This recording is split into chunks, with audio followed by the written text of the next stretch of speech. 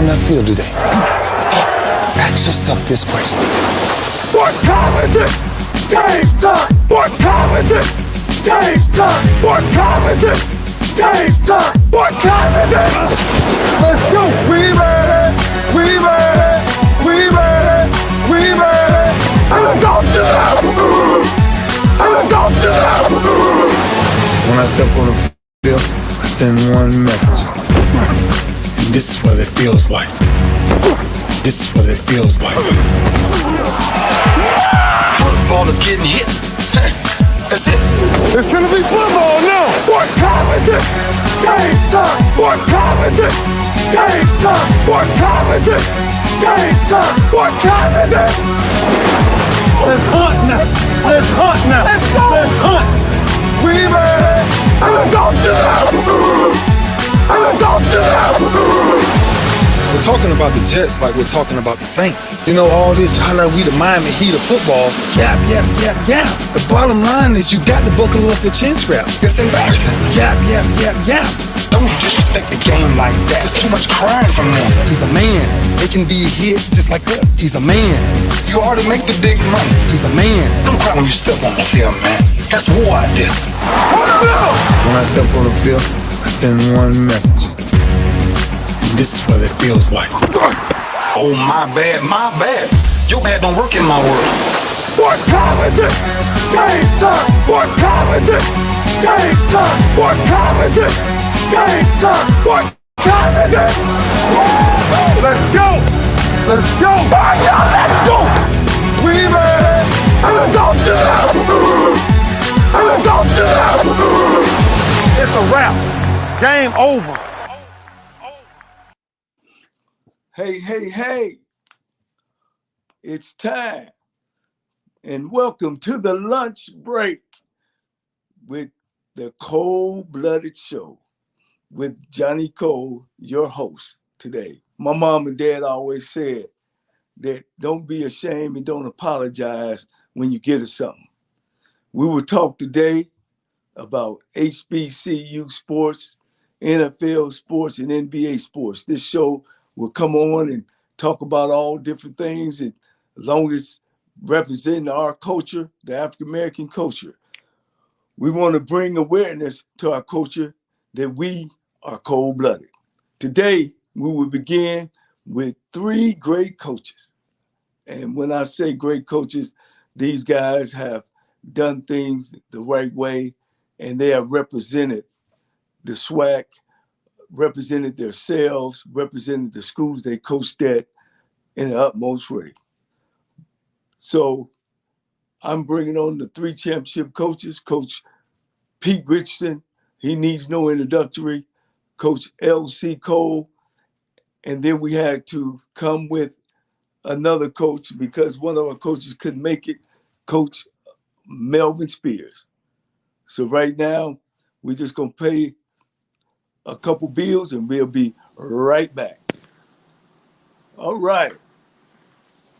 Here we go. I want to start off with a legendary coach. Matter of fact, I had an opportunity to not only work for him, but also be a part of his staff. Hello, Coach Richardson. How you doing, Coach Cole? How you doing? Man, I'm doing great, Coach, man. I tell you what, man, it's just a pleasure of mine to been a part of you, or you been a part of my life. It goes all the way back into the 70s. Not only did you coach me, you coached several of my brothers. And I want to take this time, this 1 minute, just to thank you for continuing my way in this business when you gave me my first job after the Tech Southern job in the SWAC. I want to just personally thank you for that. Well, that's been a long time associated with the Cole brothers, and they had some outstanding, of course, an outstanding family, and they really did a great job as far as building my career or getting me started, because a lot of them I started off in high school and I went through them and they played, and they did an outstanding job in representing themselves well for them and their families. So I attribute a lot to y'all as far as getting me in a position that really gave me a great start, because a lot of times, you win I won a lot of games. Yeah, I attribute a yeah, great deal of that to, of course, the assistant coaches that I had, and also some of the outstanding players. And I'm really proud of some of them, especially the players, because they really represent themselves real well at the present time. yeah, Coach. You always been, man. When I looked at you just as a player, just as another assistant coach, you not only, we looked at you as a coach. We looked at you as a dad, a mentor. You had that no nonsense attitude. I want to take this time also to recognize Southern University stepping up to the plate and honoring you. And let folks know that every year when Southern open up their season, they call it the Pete Richardson Classic, and that's something special because so many times, that our black coaches don't be honored, and you one of those ones that we feel that have made that mark.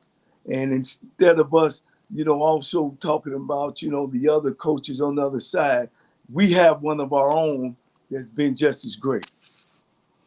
Well, like I said, I attribute that to having the opportunity to coach at Southern University for 17 years. And of course, I came there, and Dr. Spikes was the chancellor at that time, gave me that opportunity and gave me an opportunity to kind of revitalize the program which they had, because I think before I came there, in the last 9 years, I think they had 5 head coaches. So, it was a situation that they didn't keep coaches too long. So, Yeah, yeah, but I attribute a great deal of that to, of course, I had some good assistant coaches, did an outstanding job for me yeah. as far as preparation. And of course, you're playing in the SWAC at a very competitive conference and able to play some schools that represent or people know throughout the country. Yeah, I know. I remember when they used to call us the sitcom came out in living colors. We were definitely in living colors. We had Coach Clifford Yoshida. He was from a Chinese or Japanese descent. We had Fred Kais, Caucasian. We had Mark Orlando, Italian. Of course, myself and Jerry. I mean, we brought it all together, and we were very successful. Were you expecting that first year in 1993 to do as well as we done? I mean, we went 11-1 that year, just to let people know how good we were. And we also played. We were the first black school with South Carolina to play on January 1st. Can you talk about that year? Well, I thought that a year to remember, because you're coming in, and of course, I knew that Southern University had some outstanding athletes on their team returning, because I had an opportunity to play them when I was at Winston-Salem State up in Shreveport in a game the year before. And of course, I got a chance to meet Coach Chasm. He was the athletic director at that time. And of course, we played real well. I think we lost by 3 points, but it gave me a chance to play. And of course, I had some relatives that lived down in this area. Had an opportunity to visit, and knew that they had an outstanding program. It just needed some guidance and going in the right direction. And of course, like I stated, I was probably one of the first coaches that came in that brought that many diversity of a staff. That really excited the people as far as coming in, and a lot of them really didn't understand exactly, because I was one of the few staff that had a multicultural staff members on my staff. Yeah, Coach, I just came in on the show. One of your favorite players, and also another outstanding coach in this business. You guys got so much in common. You coached him. Y'all both were defensive players in college. You both from Ohio. You both have received the Eddie Robinson Coach of the Year award. And I was a little guy coach when you used to coach LC. He's online now. LC Cole, welcome to the Cold Blooded, the lunch break. welcome to the show. What's going on, Coach? How you doing, LC? Glad to see you, man. You're looking well. Hey, I'm trying. Hey, like I always tell you something. They always say, good seeds come from good coaches, and like I say, I got to give everything to you because as a player, coming out of an all-black high school and having a guy like you come in and coached us, because we were very raw, but we was very talented. And that helped me a lot when I ended up going to the University of Nebraska, because I probably wouldn't have got there if we hadn't got you came in there with Coach Jackson, because we was a little bit lost. Well, sometimes, when you look at your success, and for me, I look at you, get two guys. I mean, when I go out and speak and I talk to kids, I don't give them that sad story. I was supposed to be successful because I came up behind you two, as of course LC, living in the same house and watching Coach Richardson put that whip on us in high school. Today, guys, and I start with you, Coach, because you're the veteran, Pete. With the opportunities, are the opportunities harder more today for Black coaches or PWI schools than they are back in the day, 20 years ago, 30 years ago? Well, I think it's harder now, but I think it's getting easier. The culture has changed, and of course, times has changed. But a lot of times, especially in the HBC level, a lot of individuals are on the assumption that you can't coach. But I think that we have some outstanding coaches that's in the SWAC conference at this time, and of course, you got a number of programs that's represented year in and year out well, and they take care and respond, have outstanding programs. And I think more than anything else, you have influxuation of talent that's starting to come into the SWAC. Those individuals no longer are all going to Division I at this time. And of course, we have some outstanding coaches that kids just want to play and win.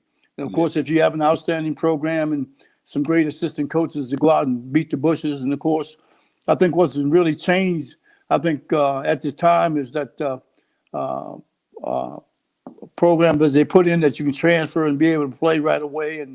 And I think that's helping out a great deal, because a lot of individuals go to the larger schools and really they shouldn't be there, but you try to represent and recruit them, and hopefully a lot of them are going to give you that call a year or a year and a half later that decided that ain't the place for them to be. And I think you build that relationship with their parents and have an opportunity to regroup and get some of those individuals on the backside.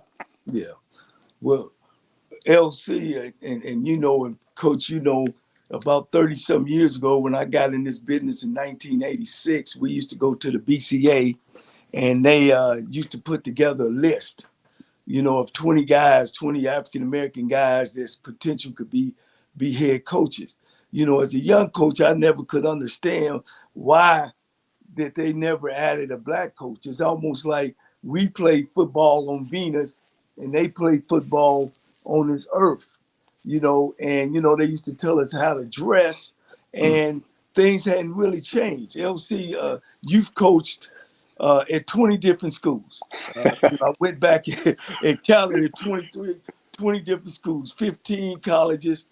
Tell me how you feel today from back then, 20, 30 years ago, to now about that 20-man list that never put a Black college coach on there.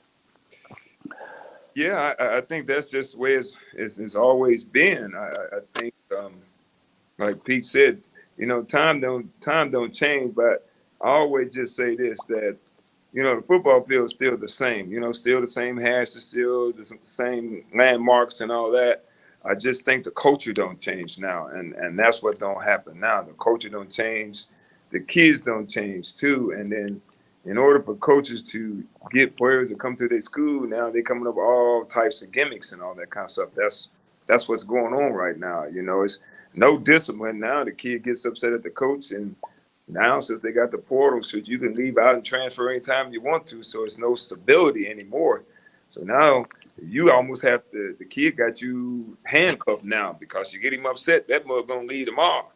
But back then you just couldn't transfer out and be eligible at that particular school right away now. So it's making it easy, but also I think it's making it lopsided a little bit right now. When I look at it right now, you can look at the big Power Fives. Now they got the NL that you can pay players now. The kids are making, tons and tons of money and all that kind of stuff. And that's where the recruiting goes and all that. So it gives them that advantage up there, and especially that kills the lower class of, lower class of schools right now. You know, right now I'm at Allen University. All right. And, you know, we don't have all that money and all the different things, but I can tell you one thing, we got some very good football players, because what happened Power Five is only taking, you know, the top athletes and transfer guys. And what we doing is doing a good job of getting them real good kids out of high school. So I can say one thing, this is the first time I've been in a school where you just walked in and, I mean, we have offensive linemen, defensive linemen standing at 6'4", 230, 240. I mean, they're not the oversized linemen. I mean, some good looking guys that can run and all that kind of stuff. And I think it's a plus for the lower class, Now, division. now looking at you two guys, you know, Coach Richardson won 5 SWAC championships, 4 national championships, every kind of accolade. LC Cole, y'all both are 2 trendsetters. Coach Richardson started off. He's the one that started making 200,000. I'll let everybody know. And he had a contract, you know, for 4 or 5 years. LC Cole comes in, which comes in and win 2 back-to-back championships in the Ohio Valley Conference in American history. First predominantly black school to win a PWI conference. And you guys have had players play in the NFL. Pete, Coach, have you ever been called or interviewed by a PWI school to go and take over their program? Myself personally, no. You know, I wasn't blessed to get that opportunity. So what I had to do was focus on the situation I was in at that time to try to improve it, to make it better for the next person along with me.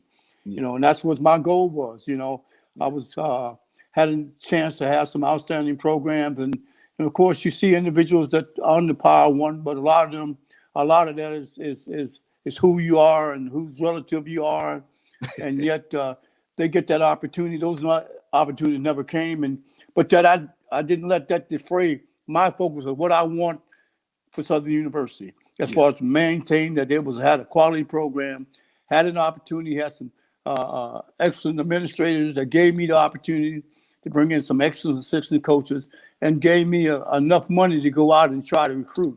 I wasn't involved with the parcel at that time, but I think for a coach that's still coaching in the HBCs, that portal thing is really, I think, hurting the individual, because let's face it, you're not going to be able to get individuals that want to go to Alabama or LSU. I know that.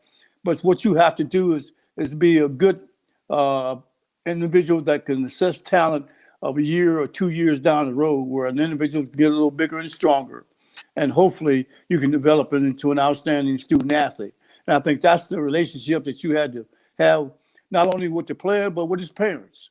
A lot of times those individuals, you had to convince the parents that they really wasn't big time material at that time, because he had to get a little bigger and stronger. Yeah. I think that's the opportunity that you see.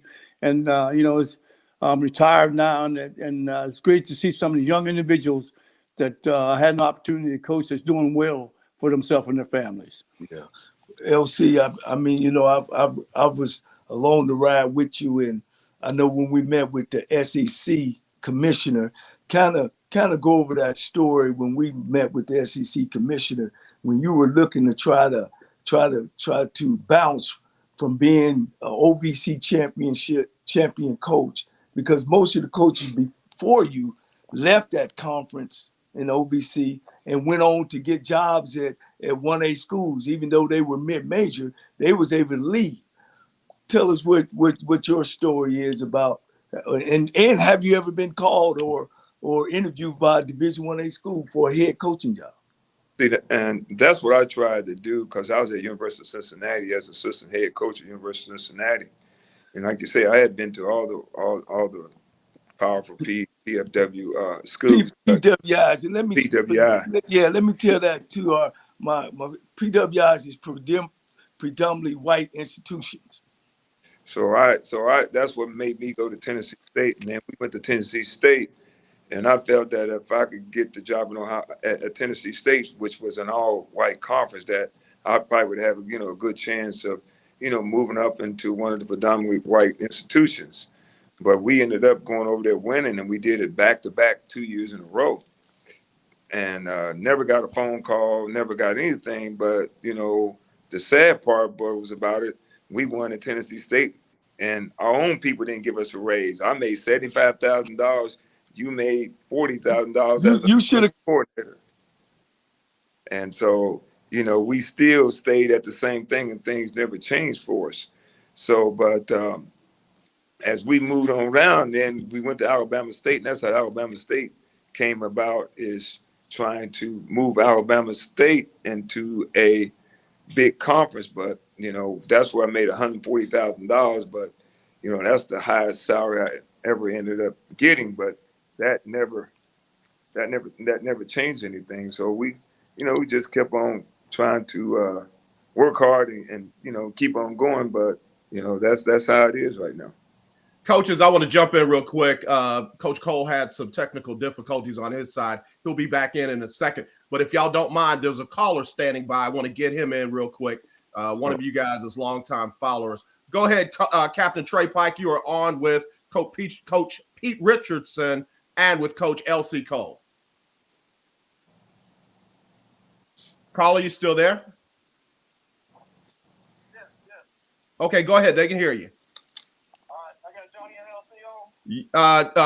Coach Johnnie Cole dropped off for a second, but go ahead. Okay. Coach LC, man, what's up? Great fight. How you been, brother? I'm doing pretty good. I'm having difficulties hearing you.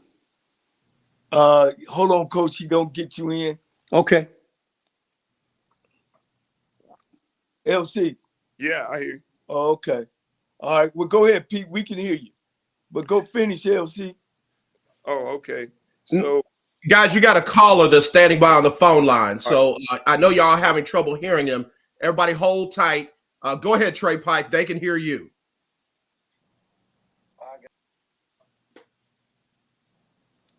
Go ahead, Trey.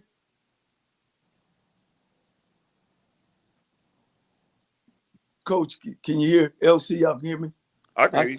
Okay. I can hear you, Okay. Johnny, but I can't hear the caller. Oh, okay. He'll All right, we got technical difficulties with the phone caller. Y'all go ahead and go with your conversation. Thanks. Yeah, get his question for me, Coach. All right, go ahead, LC. You can finish All right. up. So when we was at Alabama, we was at University at Alabama State, and we turned around there and did a pretty good job in the SWAC. But the guy got together who ended up bringing me to Alabama State. He had connections, you know, with the SEC. And so what he did is he brought me down to the SEC to meet the commissioner. And I went in and met the commissioner, and we sat down, and this was what Vanderbilt had an opening. Vanderbilt was going ready to come opening.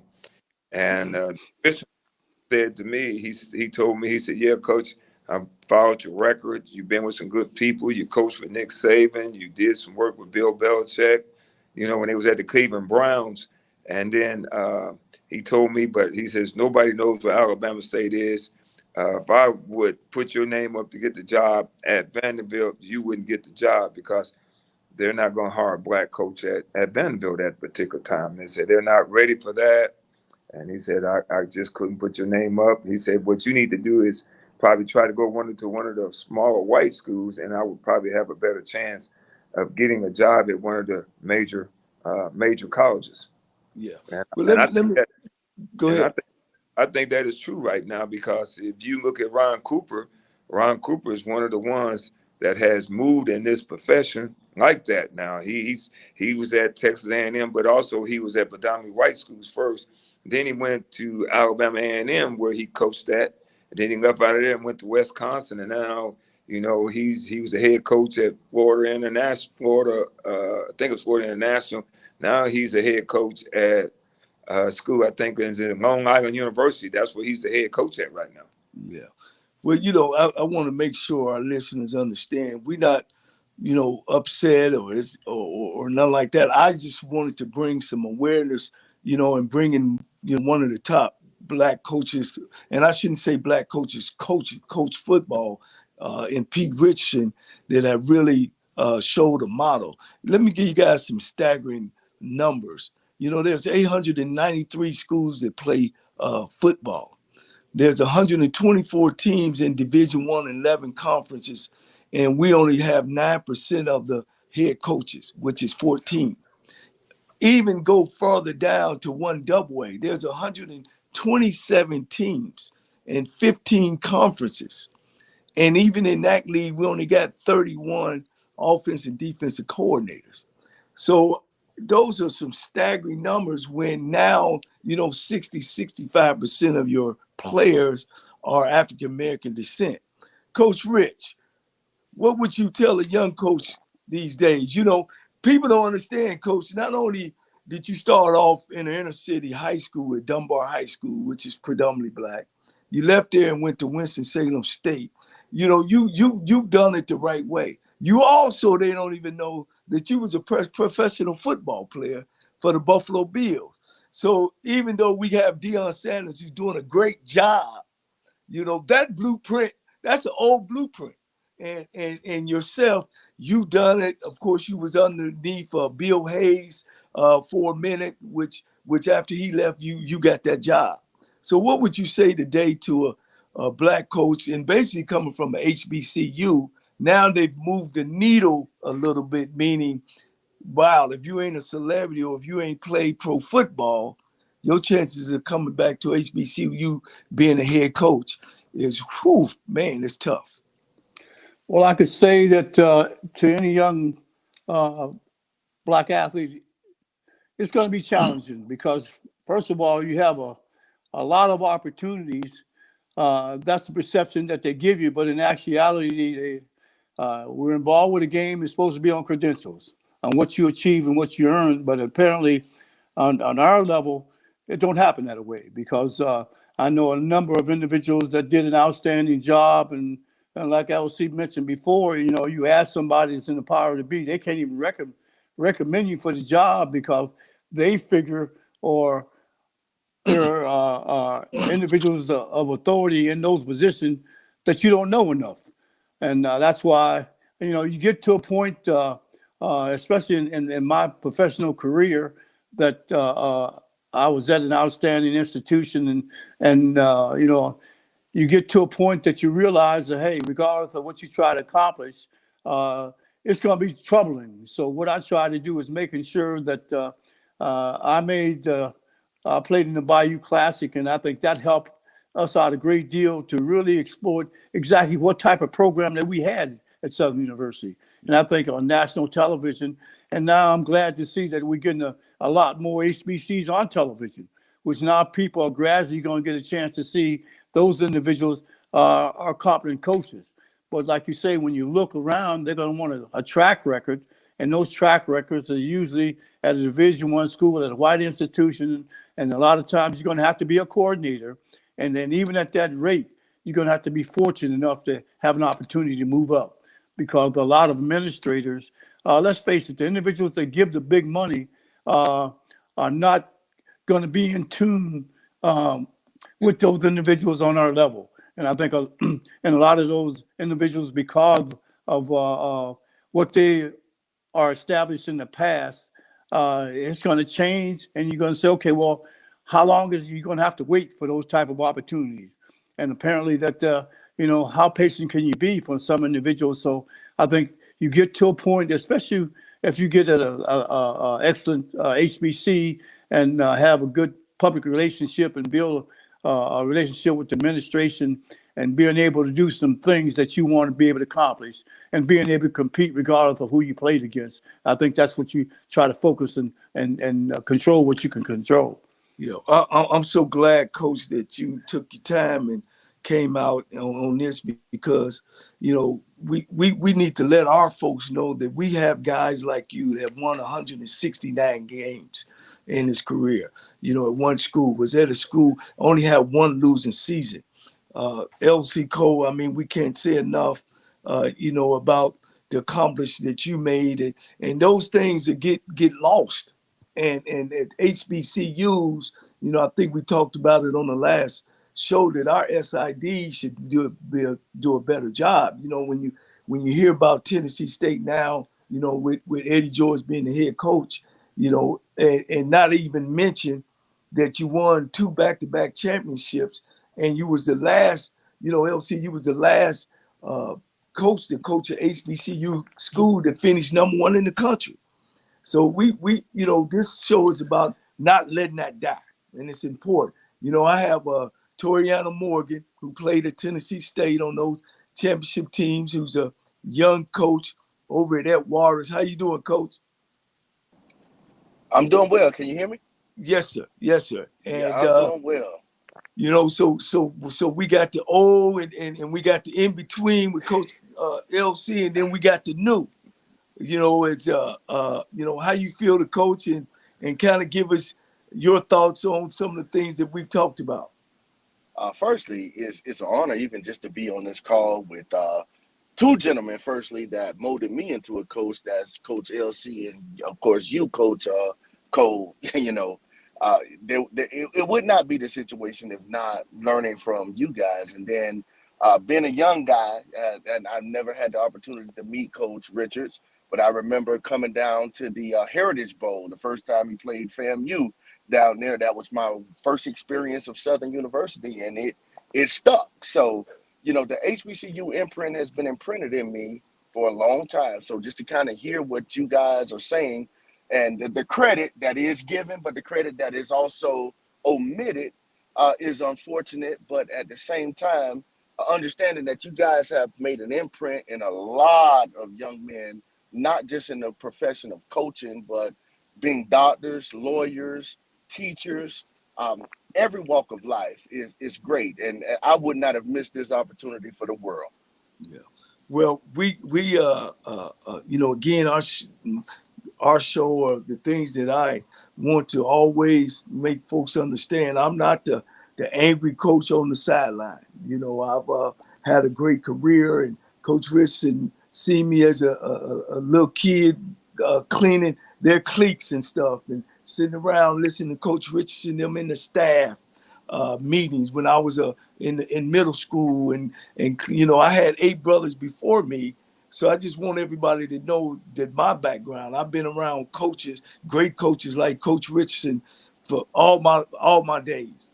And the thing about it is again, about bringing this awareness of making sure that we understand that we have great coaches, understanding that why I say the things I say about, we got to make sure we protect ourselves at the HBCUs, because like I said, out of 124 Division I teams and 127 Division A teams, that's 251 football teams.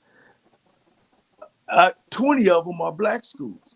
And if we don't protect ourselves, meaning making guys coordinators, making guys offensive and defensive coordinators, we ain't gonna ever get no head jobs, especially up on that level. So I want to make sure.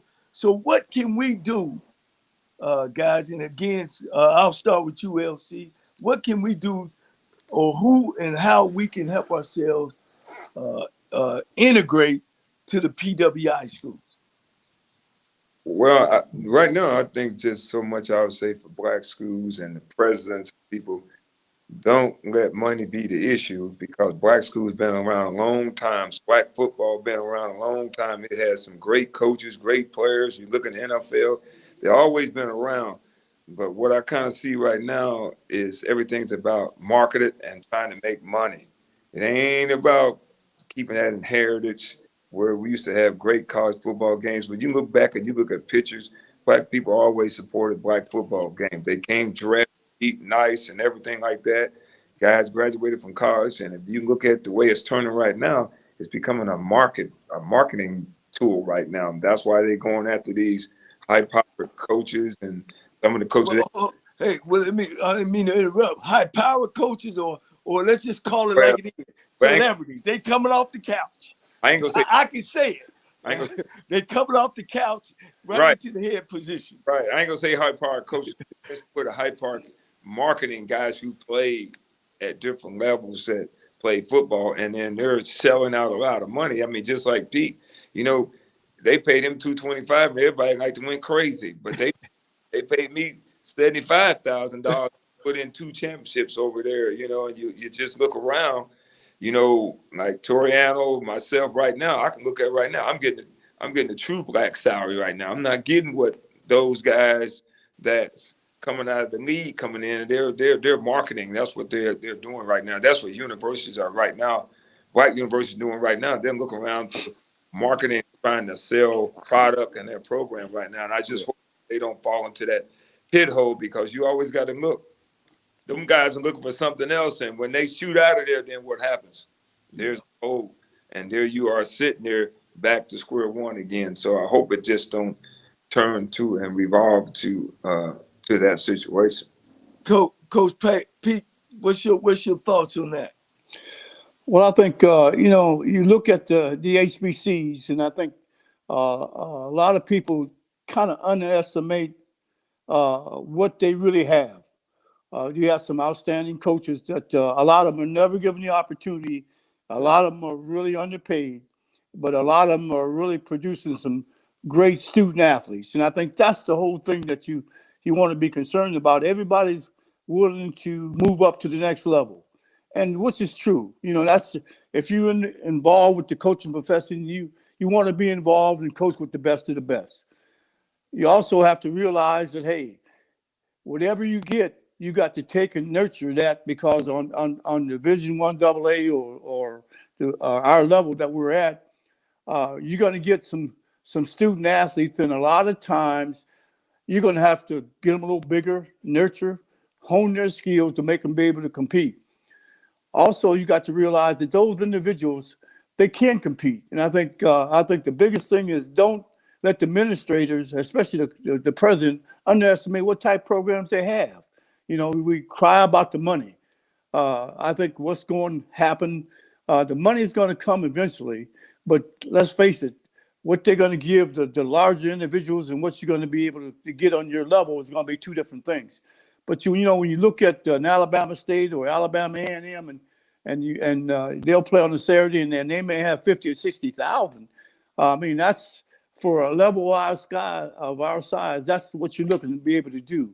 And of course, I had an opportunity to play in the Bayou Classic, and we have 72,000 people at that place. And I think that's the thing that's drawing. And of course, you get some outstanding young individuals, and you try to, especially at Jackson State. I think he's doing an outstanding job of for an individual that came into a program, and he's able to get some outstanding student athletes. And I think eventually that's going to help everybody out, because convincing the parents to send them to an HBC so they know one thing. A lot of them are never going to make it to the next level as far as pro football, but all of them are going to have to work for the next 40 years in their life. And I think that's what you got to kind of drive into the parents. Say, hey, and I think a lot of them are getting receptive to that, because a lot of athletes that you get now, 17, 18 years old, their parents had an opportunity to go to school and maybe went to one of them larger schools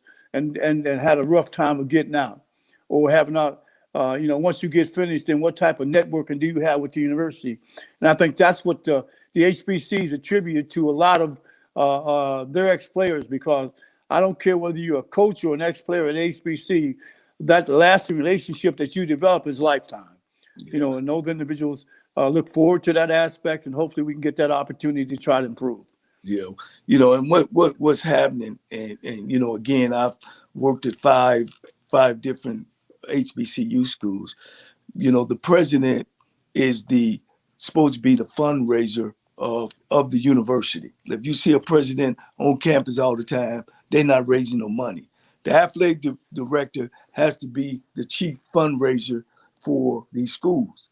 And I can say it, I've been around Black colleges for 40 years now, and they're not taking that responsibility. They're supposed to go out and raise money. So now what they're doing, they're trying to substitute it for trying to bring in celebrity players to try to raise money when that's their job. We getting down to time, and I wanted to just say something. In 40 years, being involved with 40 years, there's been one coach that has left a HBCU and got a head coach at a PWI school. And that would be the coach from Alcorn. And there's only one other coach I know in 40 years, well, this would be 40, 41, is Willie Jeffers. He was able to leave South Carolina and get a head job at Wichita State, which he won there. And out of all those years, you got to say, wow, are we really getting the respect that we deserve on there? You know, and I gotta call Jay Walker and tell him, Jay Gaithers, great coach. Eddie Robinson, great coach who coached, you know, Pete Richardson, you know, you're the only coach that he's never beat in the Bayou Classic. You know, Henry Nicks, yeah, they've had their day. I think now we gotta move that needle and say the Pete Richardsons, the Bill Hayes, the L.C. Coles, the Broadways. So you guys, Coach, you think you still got some gas in the tank? If like Mac Brown did, left the booth and went back to North Carolina to make an extra $5 million, you still got some gas in your tank to go to a 1A school if they call you? $5 million. Yeah. Yeah. Coach. I can go $5 million. Elsie, you got some gas in your tank? Yeah, I got gas in my tanks. Plenty of gas for $5 million. Coach Richardson. Yes, I can hear. I didn't hear the question. I'm sorry, Coach. I said, you know, like Mac Brown was back when you started off, and you know, these schools, man, they brought back the old coach at Kansas State back. And I'm saying that we got great coaches, you know, and in 40 years of black college football, we've never had a coach besides one white coach to leave a head coaching job and get a job at a PWI. And I was asking you, Coach, you still got some gas in your tank if one of them called you for $5 million? Well, I still have some gas in the tank, but I think and that would be the situation. But I think I'm satisfied with what I accomplished and giving the young individuals an opportunity. Yes. Like I mentioned before, I wanted to try to make it a little easier for somebody who came in behind me because I knew it was going to be a struggle. And like you said, the last 40 years, when you really hadn't seen a great deal of change in the HBCs over that period of time, how long do individuals have to wait? So, you know, yes. if I can get some young individuals, get them fundamentally sound and get that opportunity, then I think that's what I deserve for. I think at the present time, but I'm finished with it. Have some time to spend with my granddaughter and grandkids and able to do a few things that I was able to do that can do that, you know, you always, I'm retired, but I'm not dead. So I can, I know you like around do some things Coach, I want to do. You like them horses. Yeah. So get a chance to do some things and we'll really have some of the resources to be able to do some things I want to do. Yeah. Coach Toriana Morgan, you being a young coach and you starting off this business, and I just gave you a stat. 40 years of football, there hadn't been an HBCU coach, an African-American coach, have left from winning championships. These two guys here, you can't do no better on the black college level. And I don't call them black coaches, I call them coaches. Correct. Your thoughts on that statement? It gives me actually something to shoot for because again, you're not just talking about what they've done on the field, what they've done off the field, and I can speak wholeheartedly, understanding that you know, Coach LC, you know, was at Southern, and he actually was direct in putting his hands on me as far as where I am as a coach. So this is a actual fruition of where we can go with it. But it gives me something to shoot for. You know, you said 139? Yeah. Well, I got 128 more to go. And I got to go. Coach Richardson got 169 wins. Ooh, okay. Well, I'm gonna start. Listen, I'm gonna start with Coach LC first.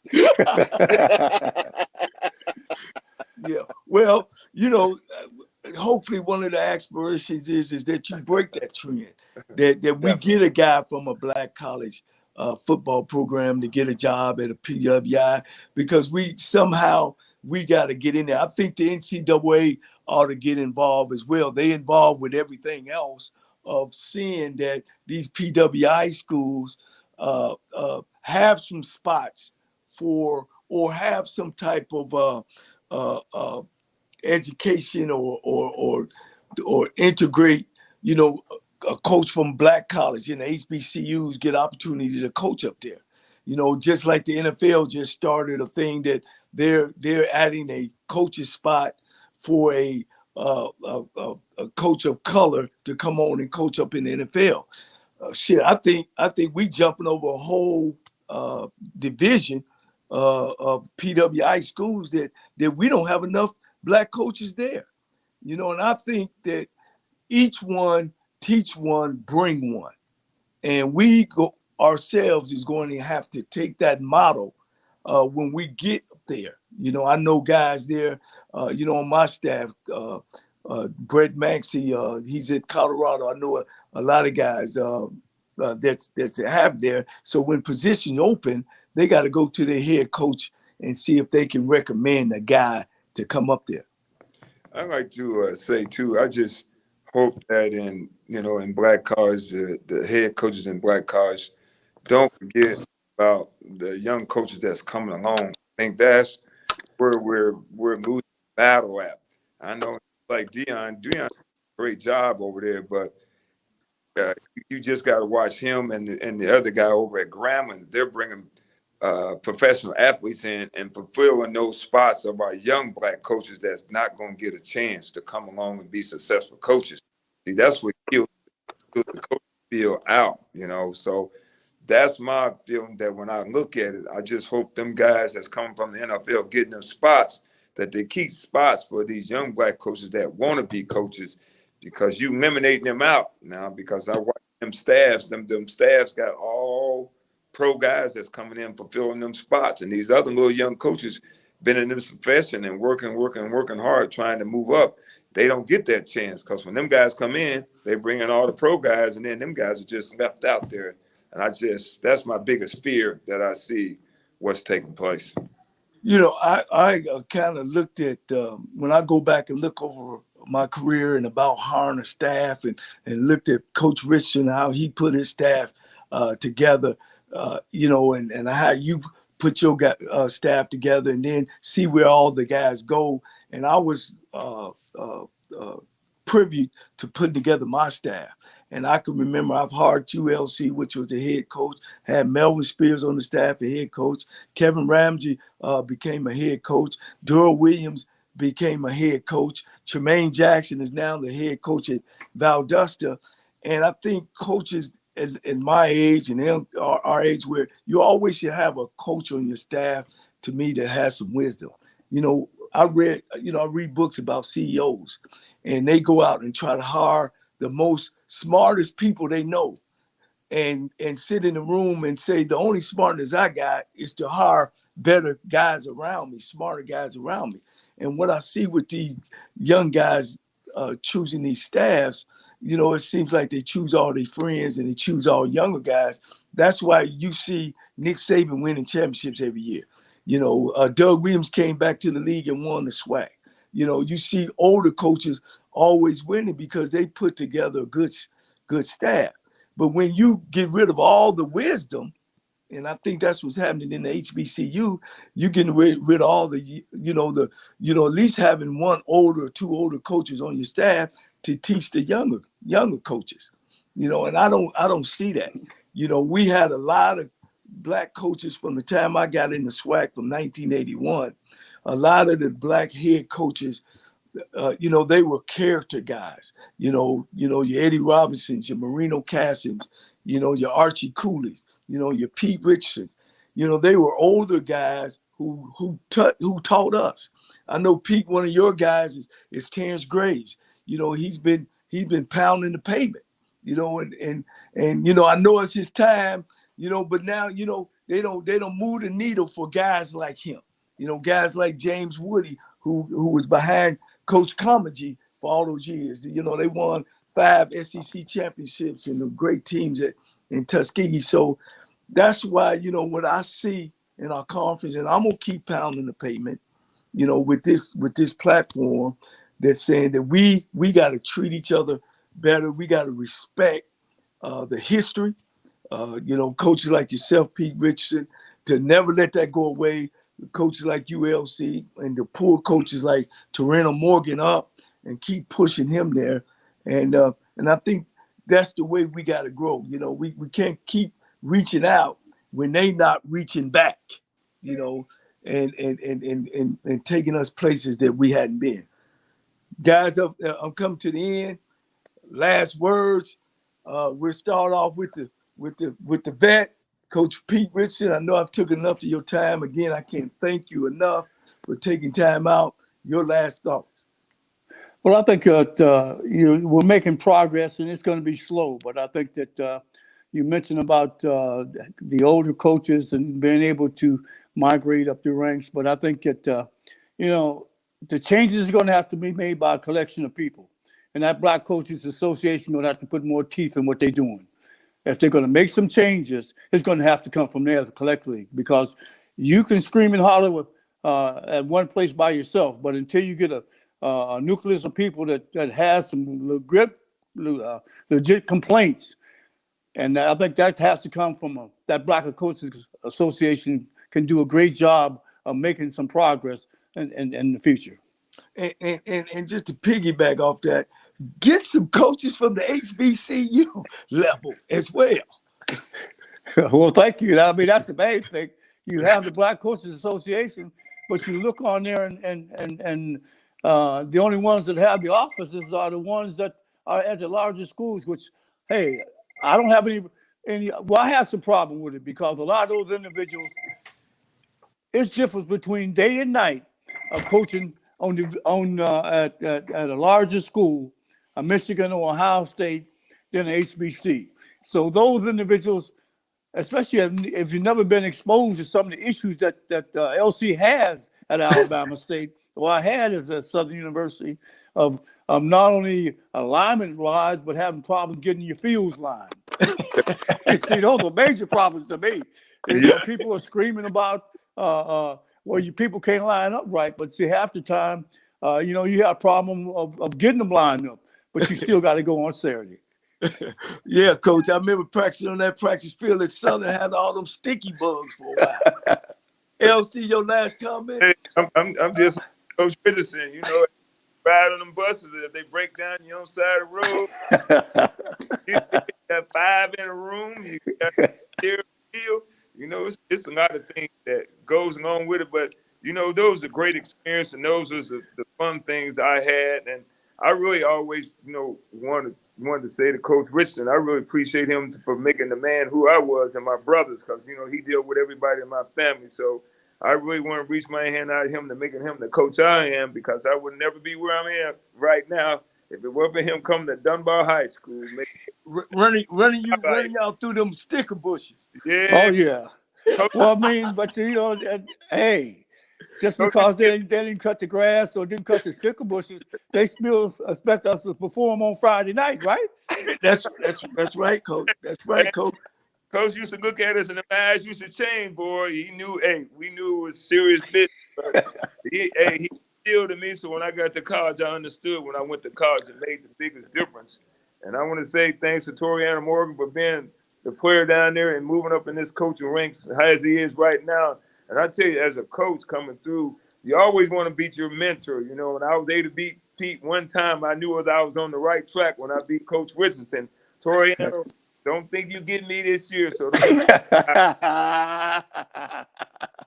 well, hey, I got you one time, Coach Richardson. We got you one time apiece to equal up them 2 times you beat up on us. Well, you know what I used to tell them, hey, you may have opportunity to beat me, but it won't be today. Hey, thank you guys, man. And Coach, man, I look forward to hopefully getting you back on, and just chopping it up. LC, of course, man, we'll see each other this summer, because they're having the all Dunbar class reunion in June 18th and 19th. And, a lot of people call, Coach, when I put my flyer out with you on there, they called and wish you well and wanted to know what you were doing and how your health was. And and I was able to let him know that the old coach, he's still the same. You're a legend, Coach. You're a legend. Yeah, well, like I say, I attribute a great deal to, the sisters and the people around me, man, because, hey, you can't accomplish everything by yourself, and hopefully a lot of them are doing real well for them and their family, and I really appreciate that. Okay. Thank you, guys. All right. Thank you. Mm-hmm.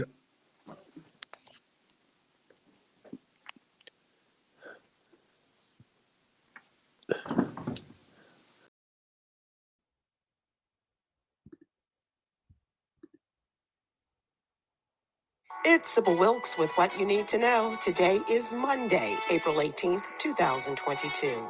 Number 1. Republicans in the U.S. House killed a bill to rename a federal courthouse in Tallahassee, Florida, in honor of the late Justice Joseph Hatchett. The justice was the first black man to serve on the Florida Supreme Court and the first black judge to be appointed to a federal appeals court south of the Mason-Dixon line.